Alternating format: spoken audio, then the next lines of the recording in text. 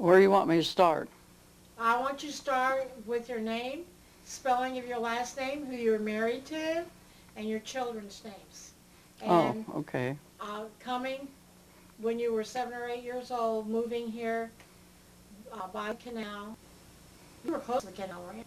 Hmm? Your house where you were? It's up the road. Okay, where your house was. And Yeah. You want to go with your name? Okay. Well, my name's Helen Gundler, and I came here in December 1928, and I married Richard Stewart in 1940, and we had 5 children: Richard, Patricia, Karen, Mary Jo, and Debbie. And we all lived around here from the time we were married. We lived in Rialto, and we moved up the road, up Port Union Rialto Road, lived up there for 3 or 4 years. Then in 1946, we moved down here by the railroad in what used to be the old Martinet place. And we lived there until we had this house built in 1989. And growing up in Rialto, it was a paper mill town. There were houses that people who worked there lived in these houses. They got rent for like $5 a month for a house, and it'd be a 5-room house. Some of them were double houses. Some of them were, well, there was quite a few double houses. And then they had one big house that belonged to the paper mill that the superintendent of the mill lived in. And the paper mill, I don't know exactly when it started, but 1932, they had a big fire and they didn't have any water to put the fire out because they had worked on Sunday the day before and used up all the water that was in the water tank. So it started at the far end and went right through till I think the office was the only thing that was left when they finally got the fire put out. But that was quite a thing for the paper mill because there were a lot of people that worked there and depended upon it for their livelihood. And at that time I was about 12 years old, and I carried a Cincinnati Post through Rialto and went clear over to where the barn now, gardens are right now, the greenhouse. I went through Rialto and went all the way over there and carried the newspaper. But when the mill burned, the men had to find other places to live, and then they were transferred down to the Laughlin Paper Company. That was a branch off of it, or there was a main plant. And even my dad worked there at one time. So, and then I went to Port Union School. It was up on 747, and we walked to school. I was in the 3rd grade when we came out from Hamilton, and I was in the little room, as they call it. They had a 2-room schoolhouse, and I was in the little room. Then I graduated from the 8th grade, and then went to Westchester to the high school, and graduated from the Westchester High School in 1938. And next month, my class of 1938 are going to have their 66th class reunion. And there's a lot of my classmates that are gone. We still have enough to get together once a year and have a reunion. We generally go to a restaurant somewhere and then go to someone's house for dessert after the lunch. So my husband worked at Phillip Carey's when we were first married. Then he got a job at a place called Wright Aeronautical.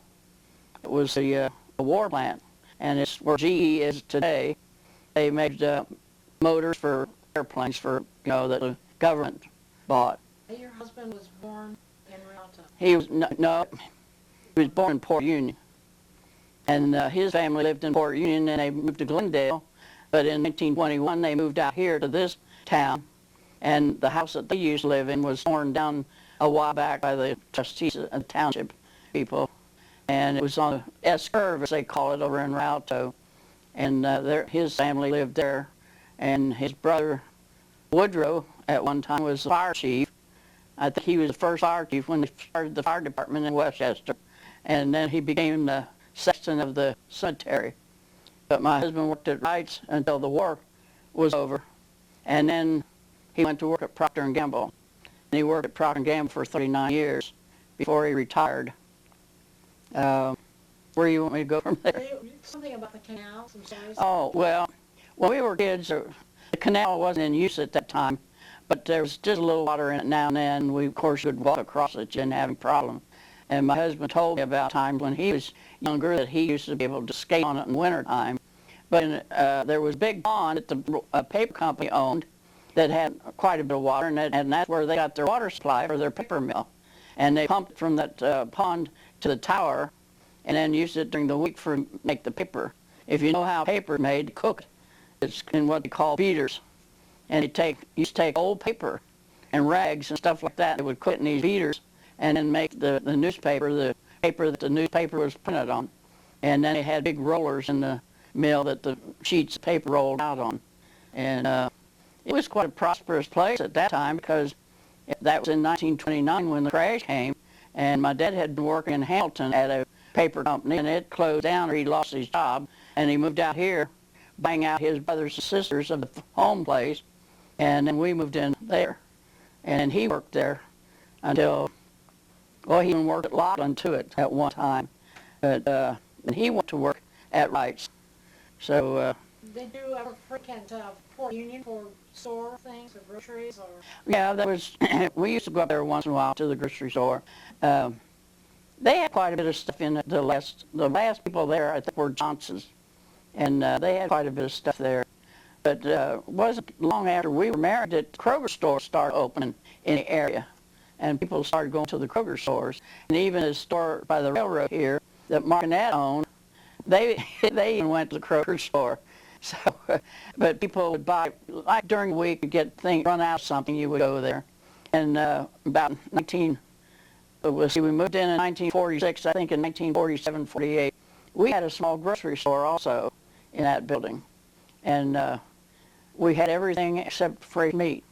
We started out with bread and pop and candy, and then we had a great big ice cream, whatever you call it, to keep ice cream in. And in fact, I got fat on eating ice cream.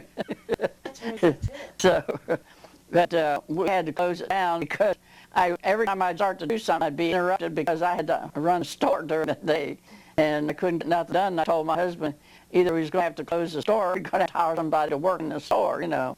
And we had the 3 children at that time, and I said, if you want any more children, you're going to have to close the store, you know. Right. So we closed the store, and then 1950, Mary Jo was born. So. And then, well, no, in 55, Debbie had another one, Debbie. So. Did you know anything about the Oddfellows at all? My husband was an odd fellow.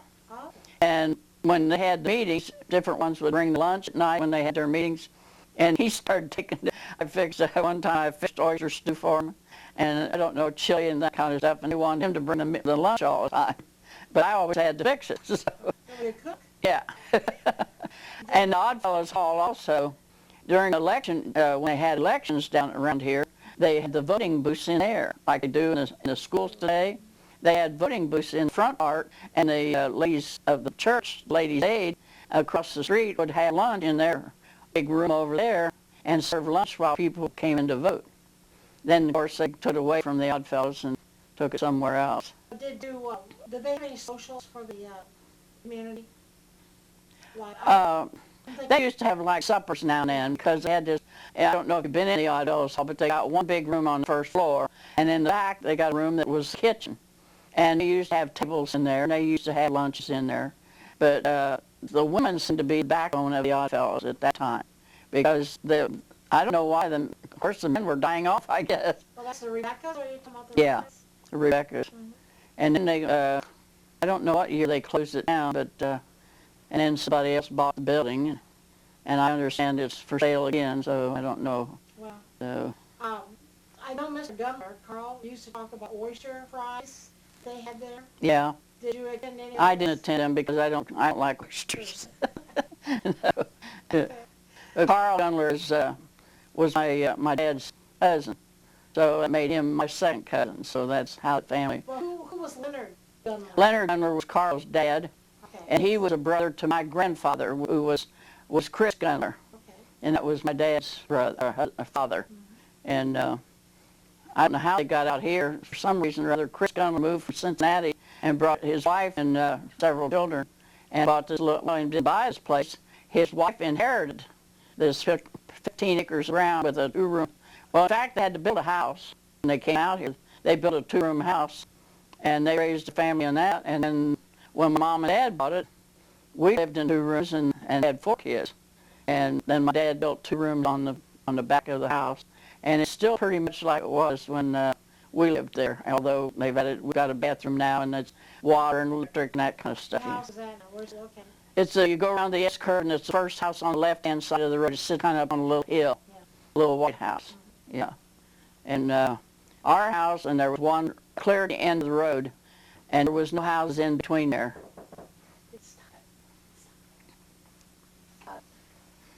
Okay, so what were we talking about last? What we were talking about last. The houses are here. Oh, the house that I lived in. Okay. And, well, I just told him that my dad, his wife, his mother inherited this piece of property and moved from Cincinnati, and his dad had to build a house, and it was a two-room house at that time. And in 1928, we moved from Hamilton, and my dad bought out his brothers and sisters, bought their share of the inheritance, and we got the property. So then my mom had 3 kids, and then after we moved out here, she had 1 more. So there were 2 boys and 2 girls in my family. My sister and I are the only ones left of that family. And she lives in Sardinia over at Lake Anoka. So I don't see her too often. Now, is that original house, is that still here? It's still there. Okay. Now my dad had built on 2 rooms to make 2 bedrooms, and he had built a porch. But since then they put in electric. There was no electric, no running water, anything like that. It was very crude, like the old pioneers' house. You know, they had to carry everything. Although we had a well and a cistern, but you had to pump everything out of it by hand. So in 1928, we were just living in a 2-room house, though. That's Yeah. what they built. Yeah. And how many people lived in the house? Well, there was my dad, my mother, and 3 kids, and then my sister was born there. So there's 6 people living in that house My goodness. until my sister was. I guess he added the 2 rooms when she was about 6 months old. So, and then he closed in the back porch, made a kind of a room out of that too. See. So. And then this house was built later. Or This is a modular home, and it was moved here Okay. and set on on the foundation that we had built. But before that, we lived in the house by the railroad, and we lived there from 1946 till 1989. So that's the next one down. The next one down by the railroad. Okay. Yeah. So. Was it always, I guess the railroad was there the whole time you lived in it. That was Oh yeah, the railroad was there. Railroad. I don't know when that railroad was put through, but I know when I was a kid it was there. And there used to be a depot down there, and where you could get on, the train would stop At Port Union or where? down here. There's one at Port Union too. Then passenger trains used to go through here. But then I don't know exactly what year they stopped passenger trains, but I rode on it a couple of times from here to Hamilton. And when I was carrying newspapers, I had told them I carried the Cincinnati Post when I was 11, 12 years old. And they would throw my bundle of papers off down there at the depot. And then I would pick them up and deliver them around through Rialto. And That's a lot of stops, it seems, for a train. I mean, it stopped at Port Union, and it stops here, and then it stops at... well, I don't know how many miles they were apart, but there was like little depots every so often all the way to Oh, in fact, to Richmond, Indiana. I think this track goes to Richmond, Indiana. And what, basically, just a train platform with a shelter over it kind of thing? Or No, it had a room in it. Yeah, Fire to go. it was enclosed. Yeah. Do you remember how much it was to ride on the train? No, I don't. I have no idea. Now, your paper route, do you say route, I'm not sure. Your paper route, was that typical for a girl of Not really. 10 or 11 to have a paper route? Not at that time, no. No, It was, okay. no. So, And I don't even remember how much I charged for the newspaper. But the papers I didn't sell, I used to be able to cut out the headline and keep them. And then at the end of the month, I could turn that in because I didn't get charged for those. okay, so you were charged for them, it actually sold. And my mom saved the money that I made, and my first store-bought coat was bought with that money. Really? Yeah. That's interesting. I wouldn't have thought of girls carrying the paper. That's, Well, I carried it for a couple of years, I guess it was. you were ahead of your time. So. So you got your papers off the train and you delivered them on your bike? No, I walked. Oh, you walked. I walked. Did you have set people that already ordered Yeah, the paper? yeah. Okay. Yeah, there was the people that lived in this town, and then there was some people who worked at the paper mill, bought papers from me, and I carried them all the way over to the greenhouse, over there on Westchester Road, the Varnell's. Darnell's. Yeah. Was that there then? Yeah. No, there wasn't a greenhouse there, but there were people who lived there. Yeah. And I had 2 customers on that road over there. And walked the whole way? Yeah. All the You time. walked everywhere then. I don't. My dad, when we lived in Hamilton, he bought a Model T Ford, and that was the only automobile we had. because when he worked in Hamilton, at the paper mill in Hamilton, he used to ride a bicycle to work. But then we came out here, and they used the Ford for, a little bit of transportation, but they didn't go much. We didn't go anywhere. And they bought another car, I forget what it was, but I don't remember what happened to that Ford. Be nice to know where it is. Yeah, but my mother learned to drive a car on that Model T Ford. So, But he rode a bike to Hamilton to his job. He rode his bike to Hamilton? Yeah. Oh. yeah. We lived in, there were two different houses we lived in Hamilton. One was on Singer Avenue and the other one was on Hancock Avenue. And Hancock is like an extension of Tylerville Road, where you come into the 5 Points, they call it, and then you go on Hancock Avenue. Not from here, though. Oh, no, Okay. no. I started the school in Hamilton, Okay. and I was in the first half of the third grade when we moved out here. What So, school did you go to here? well, then I went to Port Union Spatial School, which was a two-room schoolhouse up on 747. And it was located, where OPW is up on 747. That's just out the location of that school. I pictured it in closer with the whole Yeah. Oddfellows in the church and the older buildings, but it was quite a bit further down. Yeah. And the Oddfellows Hall was here, and the church was here. And there were a lot more houses that people lived in Port Union than there is today. Now, do you take a bus to school when you went to Port Union? My Port Union School, we walked Port Union School, but then when I went to high school, the bus came around, picked us up, You went to went to Westchester High School, yeah, which is the Union School building right now. Do you know when did the Port Union, what happened to the Port Union School? Do you know when Well, Port Union and Westchester and Pisgah did what they call consolidation.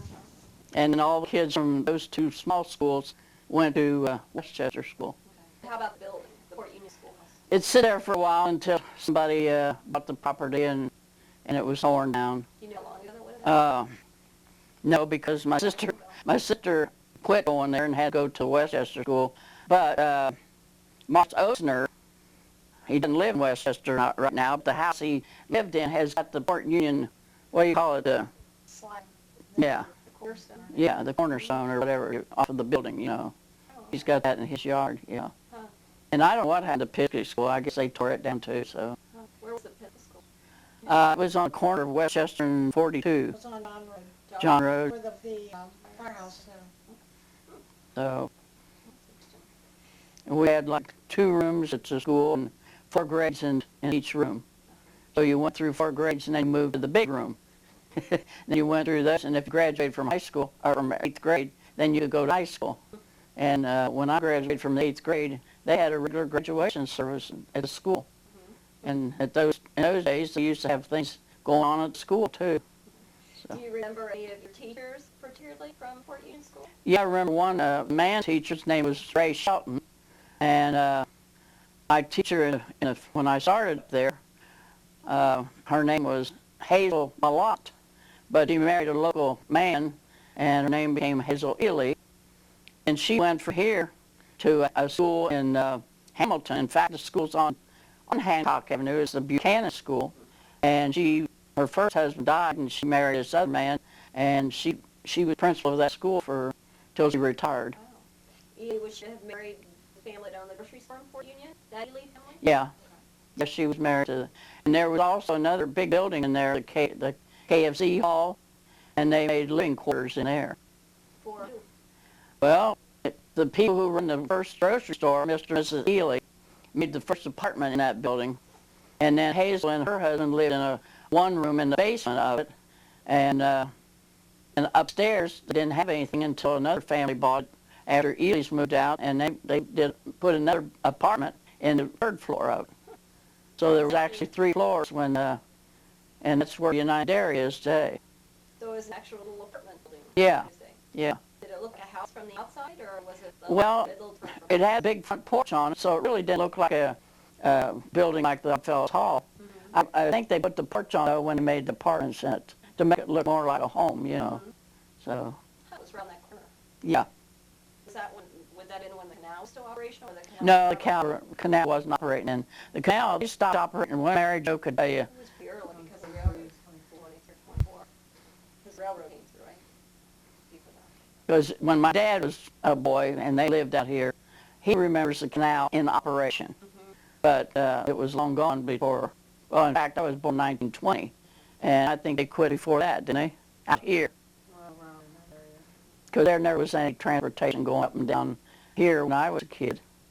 I remember the locks where she lives did have gate on it, as they call it, but those rotted away. And they didn't have a bridge that would separate Port Union at that time. It was a solid bridge, across there. You probably don't remember yourself when the trains first came through, the railroad. Was it exciting? Do you remember people being excited about the railroad coming through? Or was No, it just seemed like it was something that they got used to.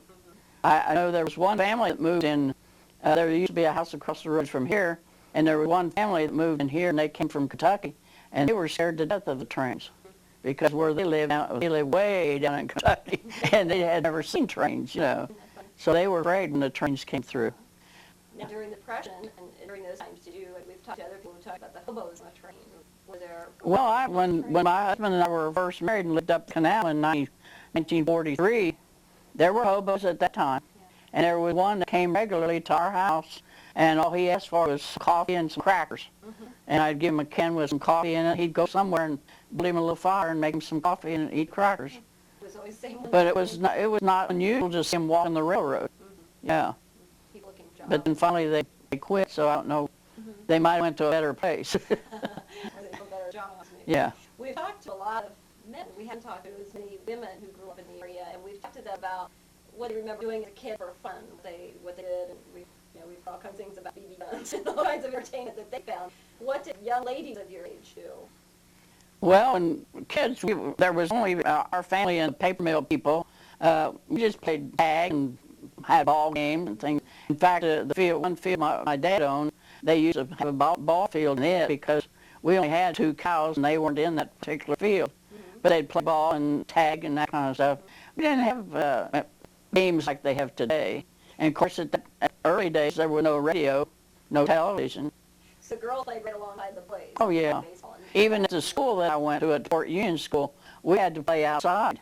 We played basketball outside, and we had gravel playground, and they played baseball. So do you have any particular friends that you remember from that time period? all my friends and all my classmates at that time are gone. Yeah. Because they were just from the area around Port Union, and some of them moved away after they got married. See, they went to high school.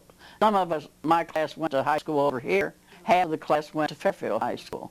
But do you have fond memories of particular girls that you used to hang with? Yeah, one girl that was my very best friend, she lived pretty close. But, well, we went to the church up here at Port Union, and a couple of times the church would take us into Hamilton to a theater to see a movie. But there wasn't much else going on. Now, you had your newspapers to deliver, but were there a lot of expectations from you at home? Did you have a lot of jobs around the house that you had to do?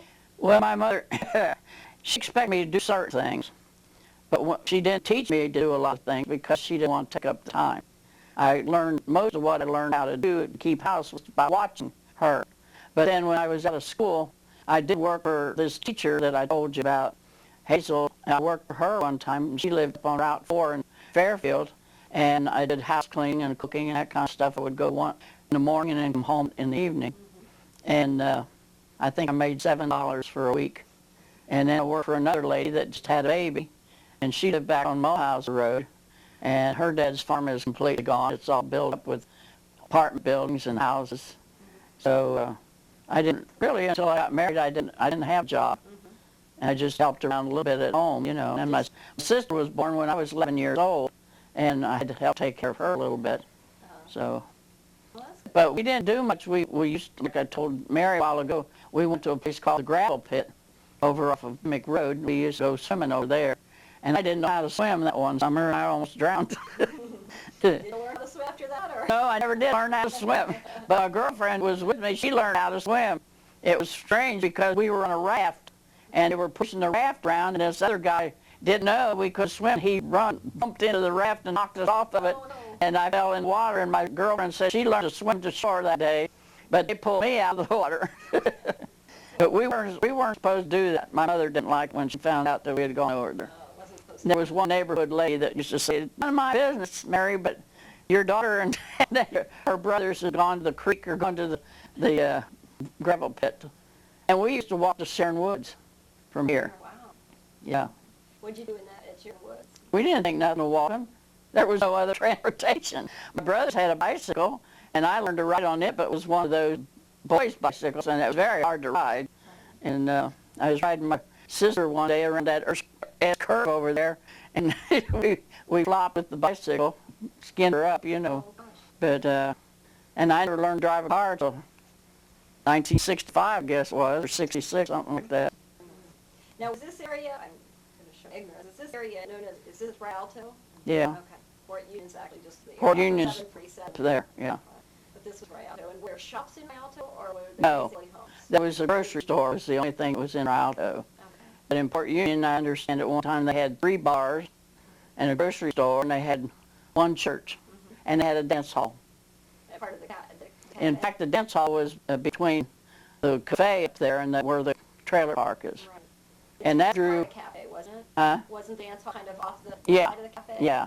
Do you remember ever going there to the dance? Yeah, we used to, my dad used to take his old Model T Ford and drive it up there, and we'd sit in the car and watch the people dance and listen to the music. Or went in yourself? Huh? No, went in and danced yourself? No, no. As I got older, when we were older, I think we used to go in, but we didn't do much dancing. We liked to listen to the music. They had, like, real bands that came out and played, you know. It was quite the place. Yeah. Uh-huh. It was pretty popular in the summertime. They had, like, wood windows that would open up, and you'd see the dance floor, and you could hear the music, and then you'd park around the side of it. Now, the grocery store that was here, was it also owned by the Ely family, or was it? No, the man named John Martinet owned it here.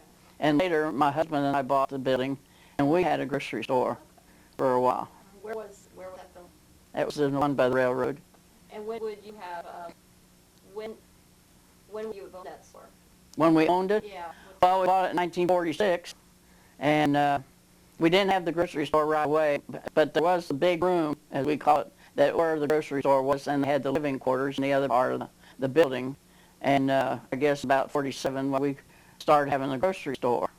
And we had a candy case. We had a lot of candy. We had people who stopped from Hamilton with trucks would bring candy. And then we had a potato chip man, and then we had a pop man. And we had a guy that brought us a big ice cream freezer, and we had ice cream. So you were popular with kids. Yeah, I would say yeah. so.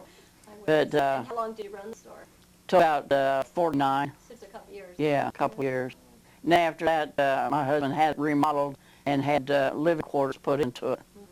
So we had, he had a living room and a kitchen and another room that was, we called it the hall, but it was almost big as a room.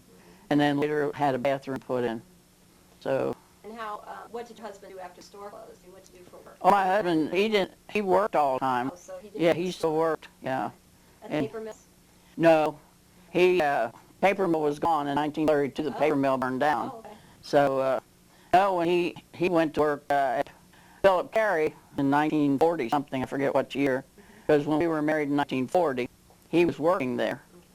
And then he went from there to Wright Aeronautical, which was a war plant.